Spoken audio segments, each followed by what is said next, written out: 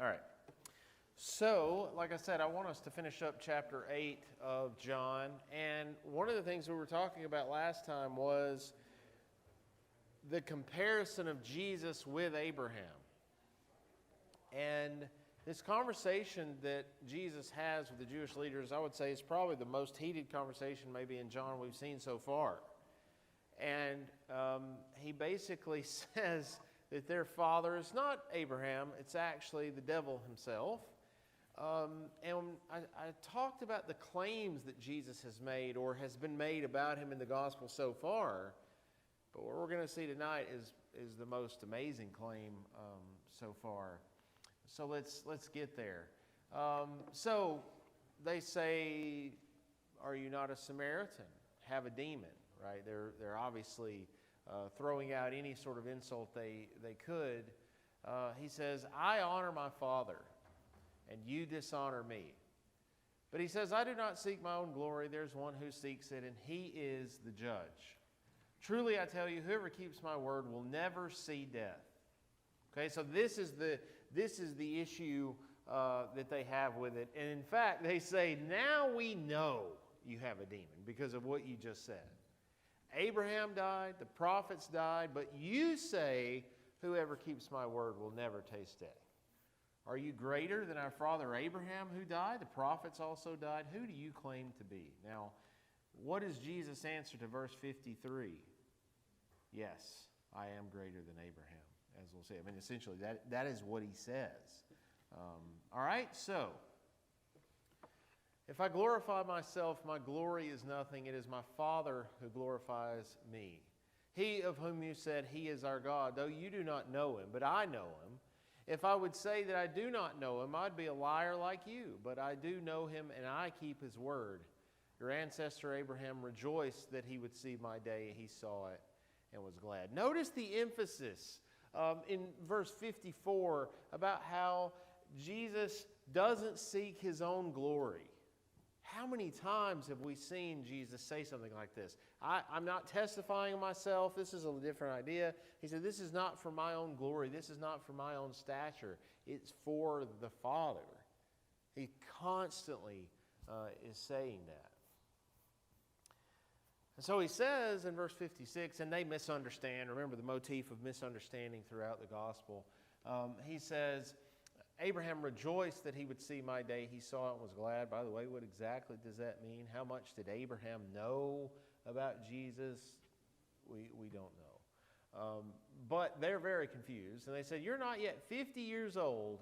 And have you seen Abraham? So they misunderstand. But we can sympathize with that question.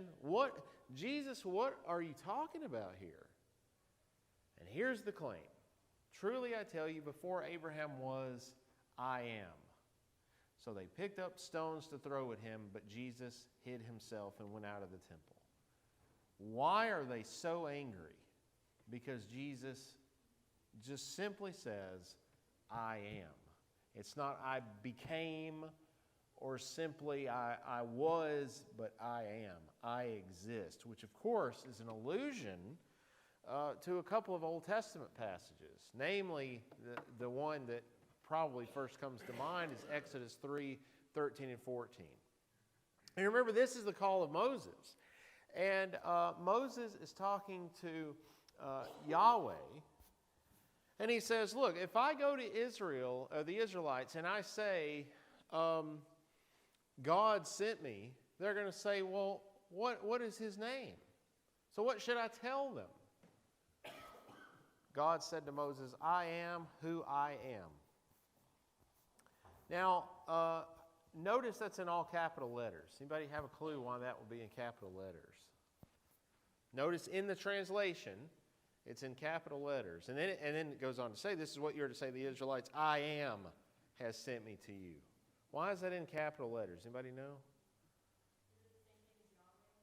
Yes, exactly. So how do translations normally render that in the Old Testament? The sacred name Yahweh. Anybody know? Lord is in all capital letters.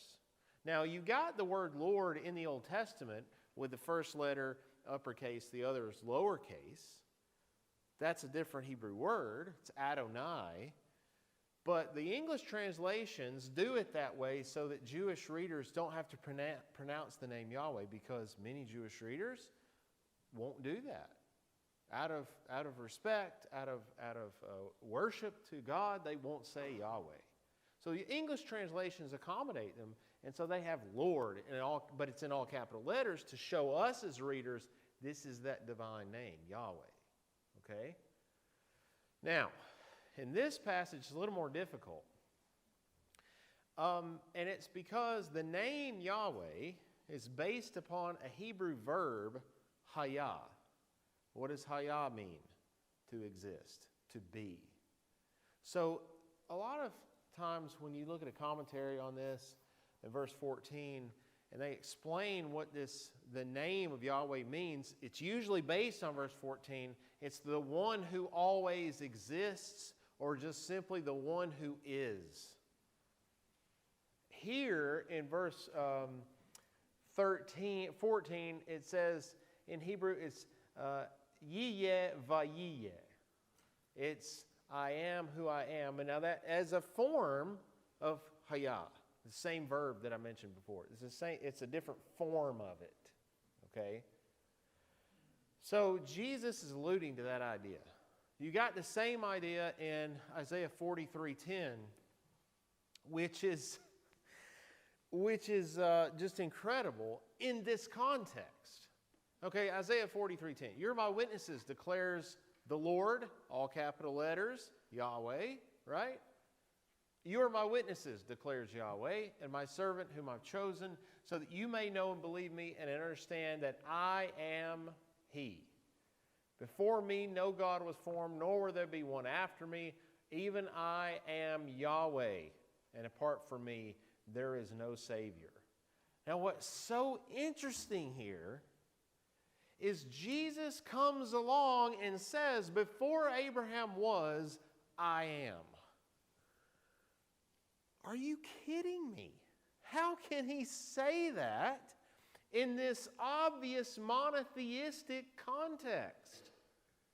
I mean, no wonder they wanted to kill him. They wanted to stone him. Because he's saying, I am. He's identifying himself with Yahweh.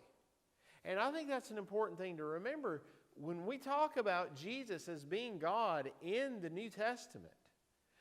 The identification is with Yahweh. It's not just some more ambiguous term for God, like it could be Zeus or it could be Hera or whoever. No, it's Yahweh. It's the God of Israel. So when Jesus says, before Abraham was, I am, he's linking himself to these passages. It's an incredible claim. Now, one other thing about this, before we move on, they picked up stones to throw at him. Some people have said, well, you got a problem, you got a historical problem here. Because the Jews could not conduct capital punishment on their own. It is under the Roman territory. The Romans would not allow them to do that. Well, I think we talked about this in John 8. Did this ever happen under the Romans? Yeah. Where people that were under their dominion, they took matters into their own hands? Yeah, of course. Because the Roman Empire was an enormous place. They couldn't micromanage every single person in every single place, or every single group in every single place. So this is perfectly plausible. There's nothing implausible about this. It says Jesus hid himself and went out of the temple. We might get the impression there's something miraculous going on. You don't necessarily have to conclude that, although, of course, it's within his ability to do that for sure. All right, any questions about this? This is one of those passages that when I teach it, I realize, well, I didn't handle that very well. I don't feel like I have the capability to really get across just the weightiness of what Jesus is saying here. Okay? All right, so let's go to chapter 9 then. Whoops. Okay, so let's look at this from a couple of different perspectives. I'm going to do this a little bit different than some of the other ones. Instead of just beginning with the text itself, let's look at the progression that the blind man has. And then we'll look at what this passage is really about. Okay, but first of all, This is the progression. So Jesus heals this blind man. He's been blind his entire life. And initially, the Jewish leaders asked him, all right, who did this? He said, well, this man Jesus did it. Okay, chapter 9, verse 11. A little bit later on in the narrative, it's almost like after he's had time to really think about it, he refers to Jesus as a prophet. That's a higher step than just simply a man, right? And then 9:33, so we get even further in the narrative, he says nobody could do the things that Jesus does unless God was with him, or unless he's from God, right? It's an even greater statement. Jesus says to him a few verses later, I'm the Son of Man. He actually says, will you believe in the Son of Man? He says, yeah, I will. He says, I'm him. And then the very next verse he says, Lord, I believe. Now, yes, the term could be translated sir here, but I think on purpose we have it there because maybe this is even an even greater acknowledgement of his faith. So you see this progression of faith with this man that Jesus heals. Okay, I don't know what that means. All right, so let's look at what this is actually about. Okay, what is this passage about? Go to the end first. Go to the end first. So Jesus heals this man. He has these conversations with the Pharisees about it. And then we have that conversation that he has with the blind man himself in verse 36 and 37. And so notice verse 38, he does refer to him as Lord, and he worshiped him. So I probably should have had that on the previous slide as well. So Jesus said, I came into this world for judgment so that those who do not see may see, and those who do see may become blind. This is what the whole passage is about. Remember how I've talked repeatedly that when we see Jesus perform these miracles, yes, on the one hand, we're supposed to read it and we say, man, how powerful was Jesus? But on the other hand, there's a symbolic significance. John 9 is maybe the easiest to see that, right? Yeah, I mean, it basically tells you this is what this is about. Doesn't mean the healing didn't happen. Doesn't mean the healing isn't impressive. But this is really what it's about. So we're talking about spiritual blindness and spiritual sight. And then we have the Pharisees who say, surely we are not blind, are we? Jesus said to them, if you were blind, you would not have sinned. But now that you say we see, your sin remains. All right, we'll get into what that means because, okay, yes, we're talking about spiritual sight and spiritual blindness.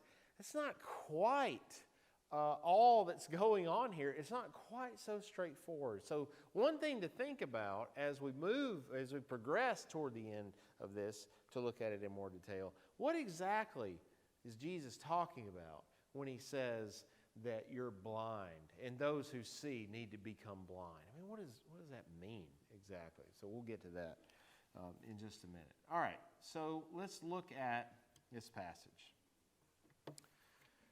So as he walked along, Jesus, of course, he saw a man blind from birth.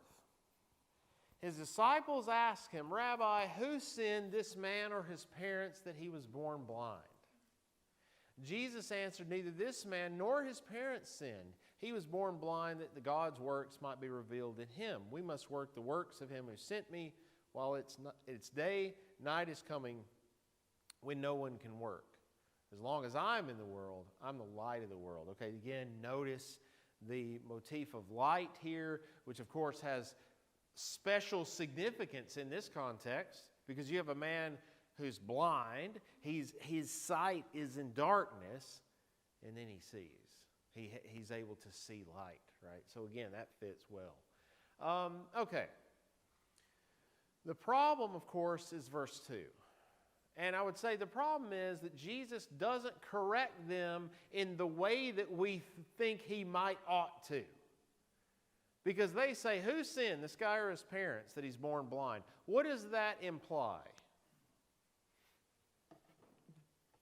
Not a rhetorical question. No, go ahead. Go ahead. Yeah, right. What were you going to say? I'm talking about my question. Yeah, let's talk about my question. Yeah, sorry. Okay, where were we? Yeah, what did you say again? Say it again. Sorry. Yeah, exactly. If he's blind, he must have sinned. It's not as if, well, those things just happen. It's just part of the natural order of things. No, he sinned, or his parents sinned, therefore he's blind. That's the way, apparently, the disciples thought. And the problem is, Jesus doesn't say, hey, it doesn't work that way. That's not how sin works. That's not why people are born blind, etc. He does correct them, but he says something that's also maybe a bit problematic. He said, well, actually, this guy's born blind so that God's works may be seen in him. So that means this guy's afflicted with blindness just so Jesus can come along and heal him? I would say not quite. I don't think that's only what it means. That's the only thing it means. But that's part of the function of him being blind. I would say it that way. All right, but back to this other question. Of this idea expressed in verse 2. You see it again in verse 34 with the Pharisees. They're talking to this guy. They say, you were born entirely in sins and are now trying to teach us. How can they say that? He's blind. Right? They couldn't say it if he wasn't blind. So this idea, you find this elsewhere in the Bible, don't you? Job, famously, right? The syllogism of Job's friends. All right, so Job has everything taken from him, basically. I won't say that. Should it? No. Well, never mind. So I was going to, why not? Somebody the other day said that, Job had everything taken from him except his wife. And his wife kind of gives him a hard time, right? So, I don't know, maybe, never mind. Anyway, I don't know why I said that. I don't know, whatever. Okay, back to this. So Job has pretty much everything taken from him, right? His health, his children, his possessions. Later on, we see his reputation. It's not stated explicitly in the first couple of chapters. It is stated later on in the book. His reputation is taken from him. Okay, so Job's friends come along and they say, all right, we know God punishes sinners with suffering. So Job's suffering. Well, what's the logical conclusion? God is punishing Job with suffering because he's a sinner. This is from a logical perspective, this is a sound argument. It's sound. What do I mean by sound? It means that if the premises of the first two are followed, the third one follows logically. It has to follow that. Absolutely. But just because it's sound doesn't mean it's true. Which of those has a problem? Well, number one, which is precisely what we're talking about. Okay, so this belief that in Judaism, this belief that people were afflicted with these things because they sinned is common in rabbinic literature. It's common in Jewish literature that's earlier, that's about the time of the New Testament or even before it. But you also have some other people who have different opinions. And they say, no, it's not always that way. Okay, so there are some differences, which I think is interesting. In Judaism, there are people who think differently about this issue. But the disciples seem to think like Job's friends do. Yeah.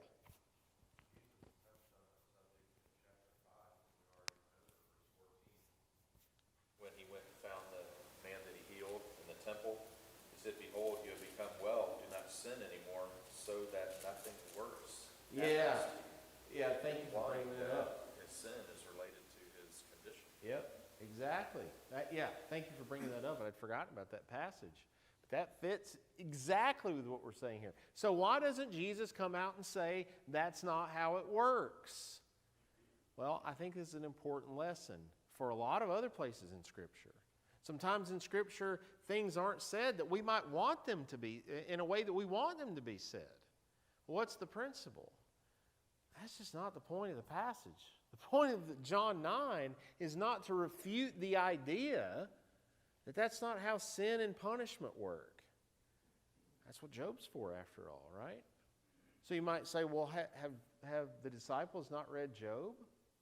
I don't know. Maybe they haven't. I mean, that's a possibility, right? Or maybe they've read it and they don't understand the principle. I don't know. But at any rate, there's actually one. There's actually to show how far this goes with people agreeing with Job's friends. There's a later text. It's called the Testament of Job.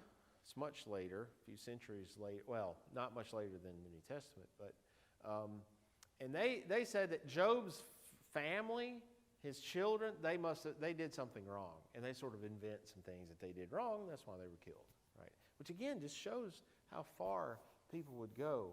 There's this story in the Talmud about this really well-known rabbi who is afflicted with blindness. He doesn't have any arms. He doesn't have any legs. It's just a terrible situation. And people ask him, they're like, why did you end up in this condition? And he said, well, this one time I was hauling something on this cart that needed to be unloaded, and I saw this guy who was begging for food.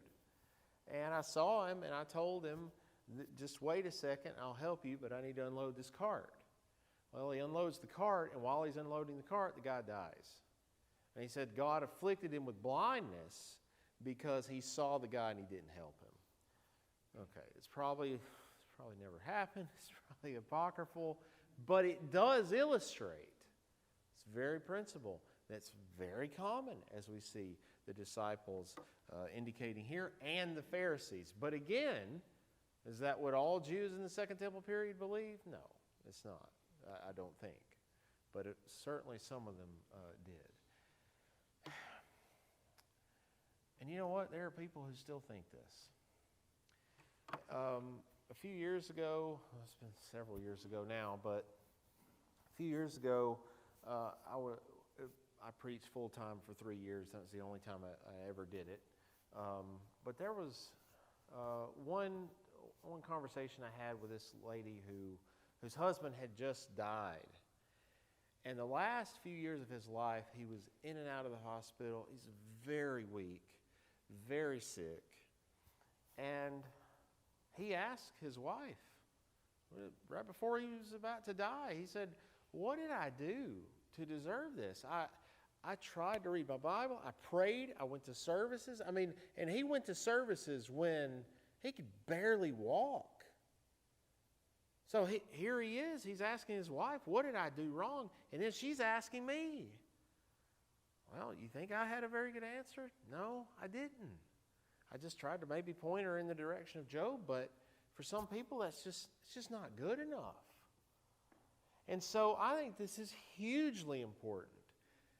But I still have to say, we got to look at Job, because what is God's response to this? Anybody remember? What is God's response to this?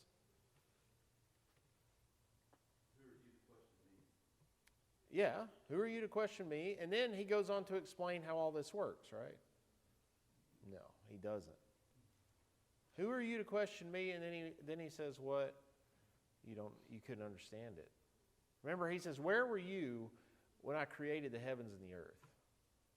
Which indicates this separation between God and humans. This is one of those subjects that God is so far above us. He's so transcendent, as I talked about earlier in the class, that we just can't get on his level. We can't even get anywhere near his level. And so something like this, it's hopeless. Like I said, for some people that's not good enough.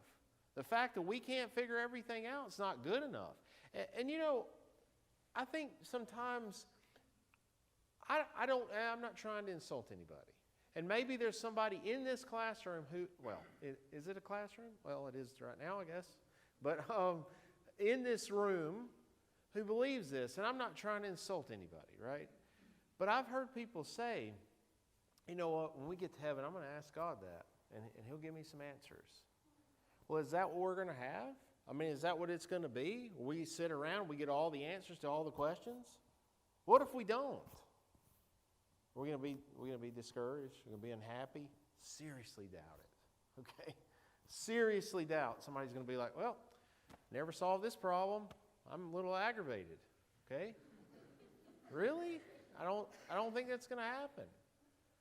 So I don't know that we're going to get all those answers. I don't think it's going to matter either. Yes, this matters. I'm not saying this doesn't matter. It's a hugely important question. But we don't have the easy answers here, okay? So Jesus doesn't correct them. And he doesn't correct them. I think it's one of those situations probably where they weren't ready to be corrected either. Jesus, we've talked about this before, he takes people where they are. He knows, I think, when he asks too much of people. So he doesn't do that. I mean, if he had introduced this now, could they have handled it? I don't know if they could have. And I think maybe that's another reason why he doesn't bring it up. Any questions or comments about this very large subject? Okay, good. So, like I said, he says that this man did not sin, nor his parents. So Jesus does disagree with them. But then he doesn't say, because that's not how things work, he says that God's works might be revealed. What are God's works? What Jesus does, verse 4. We must do that while it is light. I am the light of the world, okay? He says, as long as I'm in the world, I'm the light of the world. When he said this, he spat on the ground and made mud with his saliva and spread the mud on the man's eyes, saying to him, go wash in the pool of Siloam, which means sent. He went and washed and came back able to see. All right, so the way this happens is a little bit strange, perhaps, that he uses his own saliva to heal this guy. There are a few sources, we'll look at one of them here in a minute, which indicate it. But there are a few sources in antiquity which indicate the belief that saliva had some sort of healing property. So this seems strange to us, but I don't think it would have been strange to them. I think this would have been perfectly acceptable, and maybe that's why he does it. It's not that Jesus' spit actually does the healing.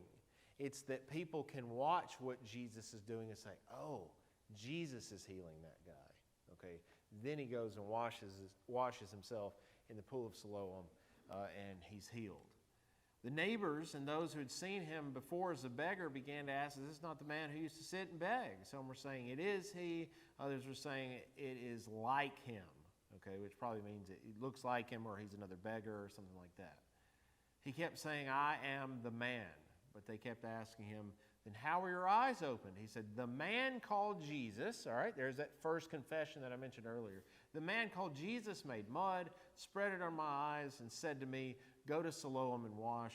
Then I went and washed and received my sight. They said to him, where is he? He said, I don't know. All right, so again, with John, it's tempting to think that when he says, I don't know where he is, it indicates that in the step of his belief, he's not quite sure who Jesus is yet. We could be overreading it a little bit, but that's a possibility. Okay. I wish we could say this next passage is directly comparable in the sense that John knows about it or knows about the story in the passage, and he's comparing Jesus to Vespasian. That would be so cool, but I don't know for sure that he's doing that. It's a possibility. That's all I'll say. So the passage I'm talking about is from Tacitus. Tacitus is a Roman historian from the first century. He's talking about Vespasian. Vespasian was the Roman emperor right before Domitian, who was the emperor toward the end of the first century, probably the time when John was written. Okay? So directly relevant. This story is in Tacitus. There are two Roman historians that talk about the emperors in the first century that people usually cite. Tacitus, Suetonius. Tacitus is the real deal.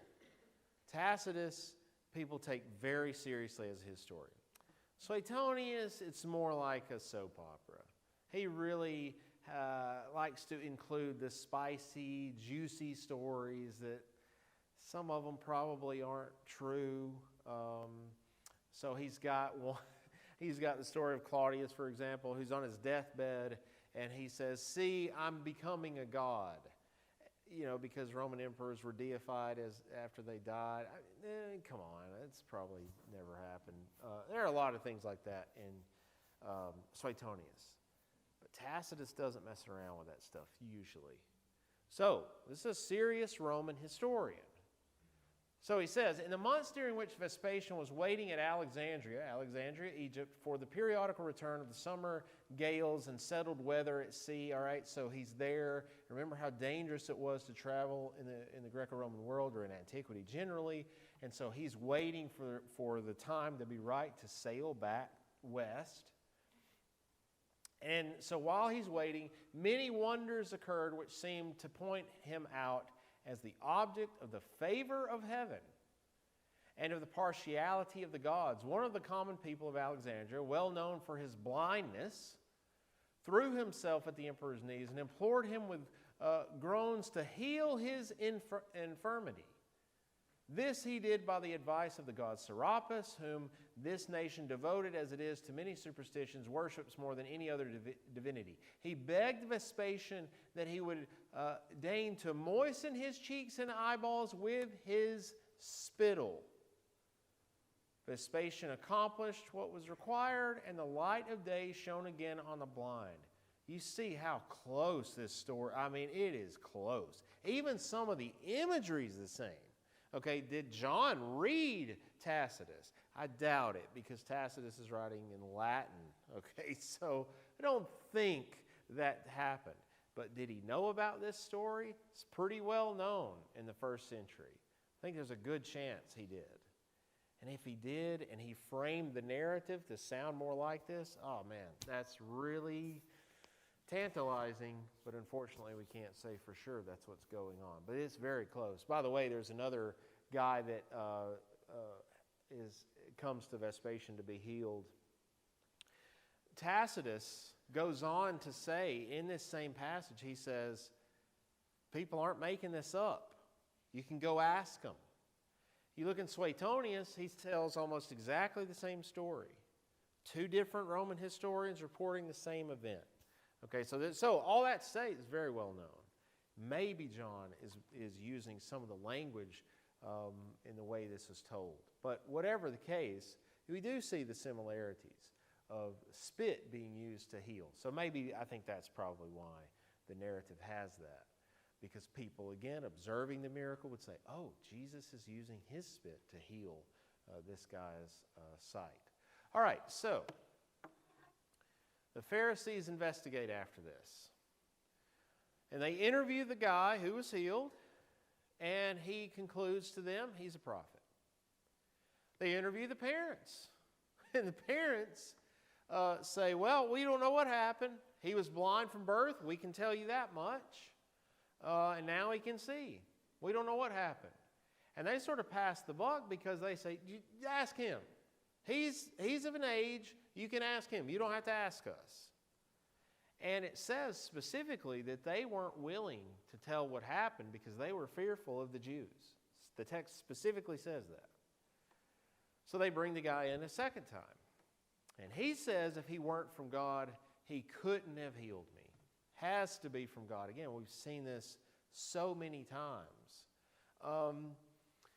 So why are they interviewing all these people? Do you have any idea why they might be doing that?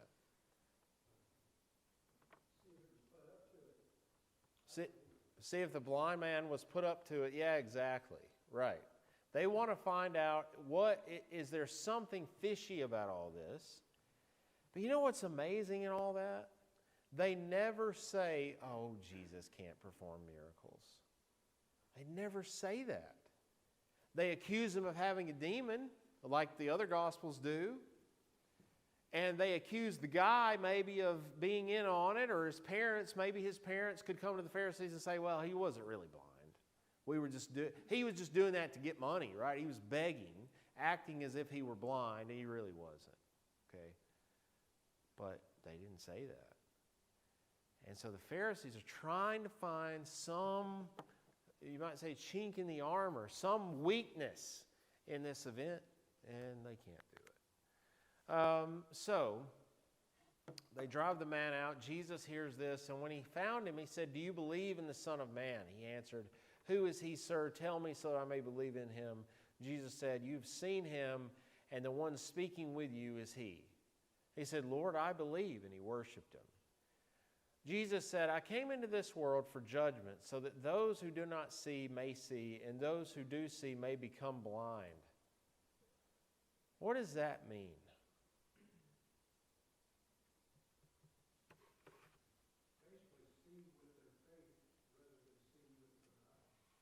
Okay? I think that's a really good possibility. That he wants people to see with faith rather than their eyes. All right, let's keep reading and then come back to it with reference specifically to the Pharisees. Some of the Pharisees near him heard this and said, "Surely we are not blind, are we?" Jesus said, "If you were blind, you would not have sinned. Now that you say we see, your sin remains." Now notice how this fits with, or not fits necessarily, but how this compares to what they say about the guy and his sin, right? They said, "You're in sin," because he was blind.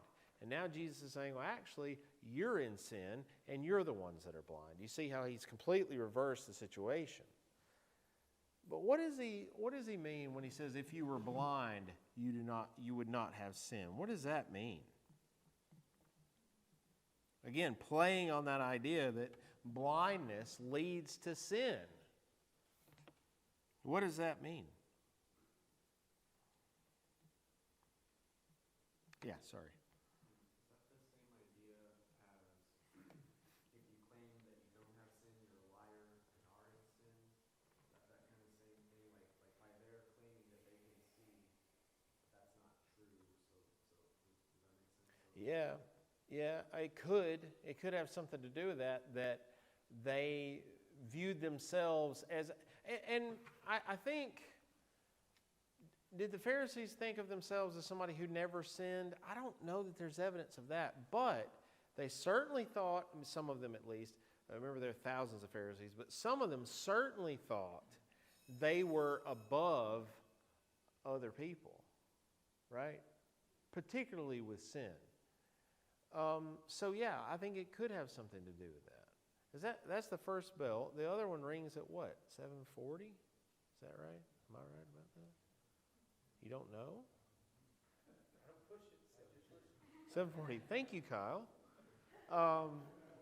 So, yeah, I think it could have something to do with that, for sure. So how do we make sure we're seeing and we're not blind? And there are a lot of different answers to that. Because he says that those who see may become blind. What does that mean? Those who see may become blind. If you just see with your eyes and not with your faith or your heart, you could be just blinded to the truth that's right in front of you. Okay? All right, good answer. What are some ways in which we are blinded? Maybe we blind ourselves. How is that? We come to an issue with a preconceived idea Exactly. about what we think should be done or how we think something should be handled, and sometimes we are not able to look at it objectively Yep. and look for, okay, but what does God really Yep. expect from me in this situation, not just how I feel I should react. Yeah, very good answer. See it objectively, and then see it through the lens of God. It's through the lens of Jesus. And sometimes we think we're doing that, and we might not be. We may be blind, like you said, because of our preconceived notions. I think that's excellent. Yeah. On the other side of that, the only way we're able to fix our blindness, to be able to see again, is you first have to know that you have a problem. That Yes. you didn't know that Yep. you're blind. Right. And so then they couldn't see. So you first have to be able to actually acknowledge that you have this problem. Yeah. Which takes what? Another very good answer. What does it take to acknowledge, you know what, I'm blind? Exactly. Humility. Which, I mean, how much of this comes back to humility? It's all over the place in the New Testament. All over the place. And here it is again. That's what the Pharisees lacked, is humility. Is anybody in here, has anyone in here never had a problem with arrogance? Right? Nobody? I haven't. I mean, that's how good I am. No, of course, it's something we all struggle with from time to time, right? And I think it's one of those things that has to be an anomaly. It can't be what defines us. And it's very difficult for some people, maybe more so than others. But humility is at the center of it. I mean, it really is. Okay, final thing. We don't want to be spiritually blind anymore. We've got to have humility, which, as you said, that's what they lack, right? Okay, we'll pick up in chapter 10. I think we actually finished one. So we're making progress. I say we like it's your fault. It's my fault. Thank you.